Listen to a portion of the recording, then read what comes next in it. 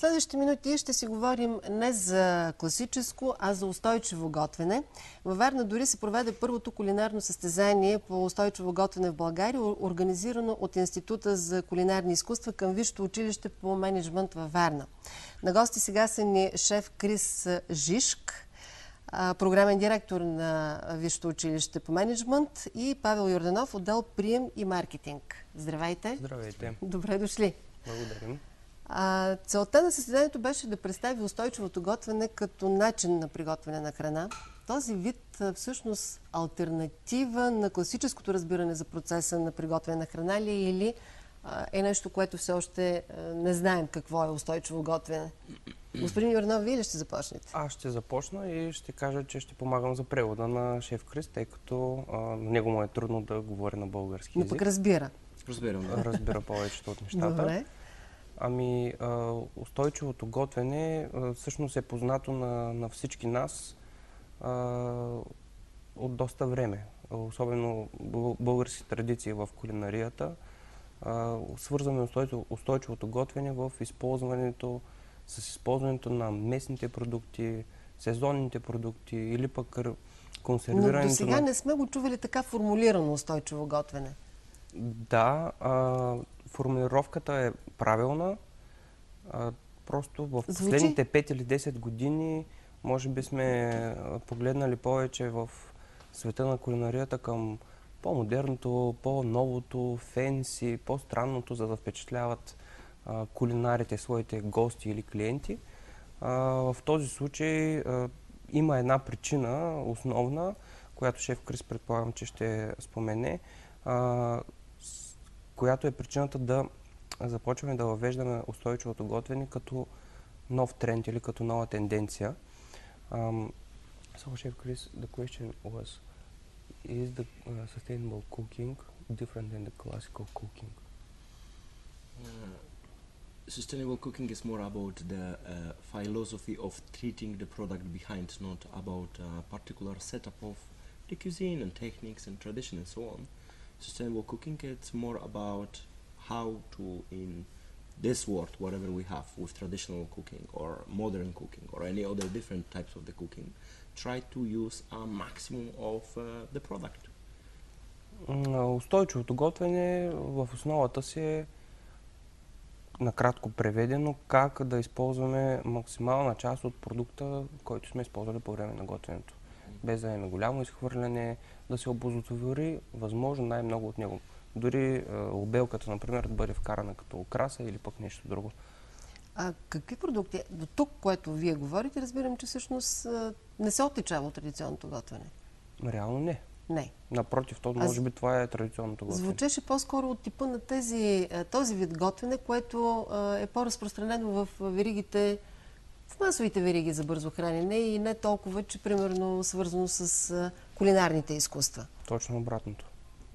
Устойчивото готвене е по-скоро това, което правят към момента в страната, пък и не само, малкия тип ресторанти, специализираните ресторанти. Няма нужда да използваш аспержи по време на зима в чинията или в порцията. Какви продукти се използват при устойчивото готвене? What kind of products are very simple, those one which the nature give it to us right now. So seasonal one. There is no written canon like that has to be this product and this product. But I will give you sample when is a time where we can go and pick up wild herbs. Then we go to pick up the wild herbs, we dry them and we use them for the winter. That's the sustainable way of thinking. Instead of getting in the winter herbs which will be delivered from Israel, from Turkey or whatever, we try to preserve that what the nature and that what Bulgarian land give us in correct moment. Устойчивото готвене, както казвате, е много просто. Използваме продукта, който ни е даден от природата към този момент. Сезонния продукт. Сезонните продукти. Да. На тези или продукти пък ако не са сезонни се залага продукти, в устойчивото готвене. Да, или пък ако не са сезонни продукти, тези продукти да са съхранени по естествен начин, с изсушаване или усоляване за по-напреднал период във времето. Да се върнем към състезанието или конкурса, за който казах в началото, когато ви представях. Даже ние в момента виждаме и кадри точно от това кулинарно състезание, което направихте. Участваха в него кулинари с опит повече от 1 година, също ученици в специализирани училища. По-различен ли е този конкурс от традиционните кулинарни конкурси, които ние познаваме? Първото и основно различно при него беше темата. Не е по-различен с това какви видове участници е имало, но темата е основната разлика от повечето. И изискванията, които са според, както каза шеф Крис, всъщност няма основен канон кой продукт трябва да използваш. Какво трябваше да направят всъщност вашите участници в състезанието? The whole idea behind the competition was to check if the participant which participate in it are able to use a maximum of the product. In a normal competition, what will happen? You will arrive on the competition, you will get the best piece of the meat, and then you will have to show your skills as a chef. Here, those things were slightly swapped around, so they got whole product, and we've been grading them how much of whole product, of whole rabbit, they were able to use to produce different dishes. So what they leave actually in the end of the day. That was the main idea behind it. Състезанието, един от основните критерии беше доколко са използвали от продуктите, които бяха под черна кутия, те не бяха известни до стартирането му, доколко са използвали максимална част от тях. И това е едно от основните критерии, по които се оценяваше. Тук на кадрите видях продукт, който не е сезонен и не е традиционен за България въобще. И предполагам, че този състезател е бил с по-ниски точки. Но всъщност по време на състезанието те имаха право да се донесат допълнително до 5 продукта по тяхно усмотрение с уговорката предварителна, че това трябва да е според темата, но някои са направили грешка. Нали? Какво донесеха според вас така основно това, което са донесли участниците в конкурса? Подправки. Основно подправки. There was one participant who brought pineapple. Имаше един участник, който донесе ананас, което беше... Automatically he went completely down to the bottom because that was not... It's not growing in Bulgaria, it's not local, it's not regional, and it's not preventing your local farmers because it's about that. To not go to the big shops to make CEOs rich, it's just to go and turn to those local guys who are really serving amazing products for us. Имаше участник, който донесъл ананас. Ананаса не е местен продукт, ананаса не е въобще познат в България като култура, която расте и не се отглежда от местни производители. А всъщност състезанието и въобще устойчивото готвене търси това. Отново повтаряме. Местният продукт, местният производител, продукта, който е купен от големия супермаркет, обикновено е третиран по различни начини с химикали.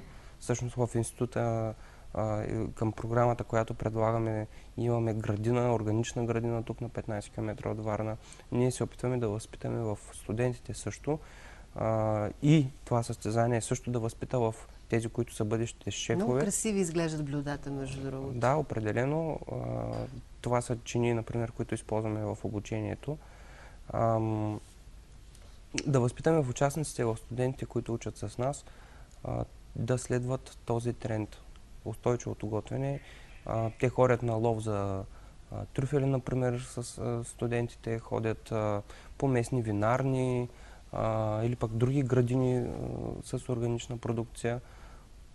Сред наградите ви, ако не греша, имаше обявени стипендии, които покриват 75% от семестриална такса. Семестриалната такса, да, за един семестър.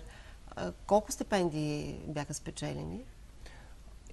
Имаше 2 категории по време на състезанието. Едната категория беше за професионалисти, а другата за начинаещи. Начинаещи имаме предвид такива, които нямат повече от 1 година професионален опит в кухня. Те можеше да бъдат любители, можеше да бъдат ученици в гимназии, които подготвят такъв тип кадри. Включително имахме и ученици от, например, от езикови гимназии. И за едната и за другата категория имаше по една такава стипендия за първото място. На второ и трето място в добавка също имаше такъв тип стипендии, но те покриват по-малък размер. Общата стойност като награден фонд, материални награди или стипендии се изразяваше на близо 20 000 лева, над 18 000 лева.